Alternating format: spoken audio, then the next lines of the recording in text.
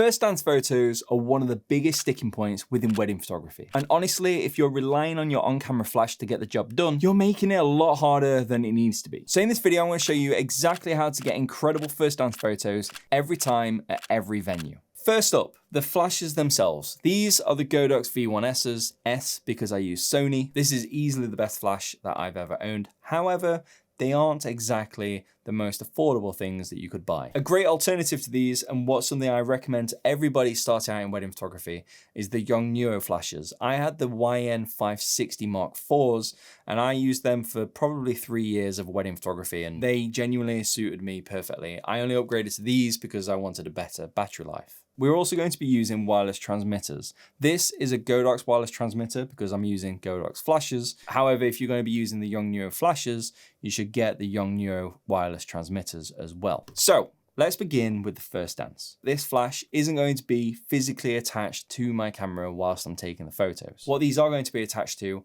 are some lighting stands that I have. These are just really cheap, affordable lighting stands, heavy duty, stable, they aren't going nowhere, but I'll leave a link down below if you want to check them out. I also have some mounts which go on top of that, which allow me to put my flash in. These also have a Barron's mount, which is great if you ever want to use a softbox or anything like that.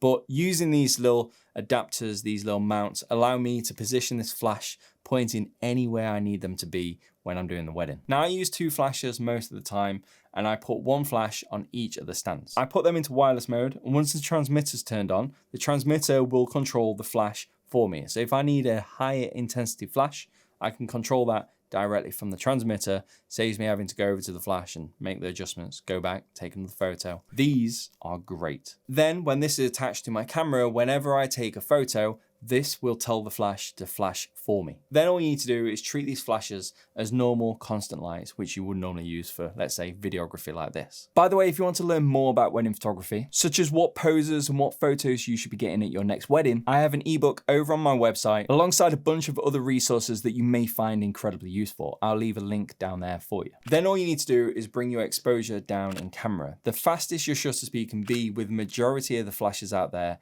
is 1/250th of a second. Then just bring down the ISO, close down the aperture ever so slightly, and then use the flash for the majority of the light. This all needs to be set up prior to them doing a first dance. Don't just expect it to be done in the space of 30 seconds. You need to be able to do some test shots. So I normally grab my business partner because he clearly looks like he's enjoying himself when he has to do these photos. But if you don't have a business partner like I do, just grab a guest and say, hey, can you just give me a hand? They're more than happy to spare you 10 to 15 seconds of their day. So where do you position yourself? Well, let's think of this as a clock face. We'll put the flashes at 10 o'clock and 4 o'clock, or if you want, you could do it at 2 o'clock or 8 o'clock, depending on which way around you want to do it. Your couple are going to be smack bang in the middle of the clock face. Then you want to position yourself at 6 o'clock. So you'll have a flash just off to your left or just off to your right. By all means, there's no rules to any of this. If you want to move around, you are more than welcome to.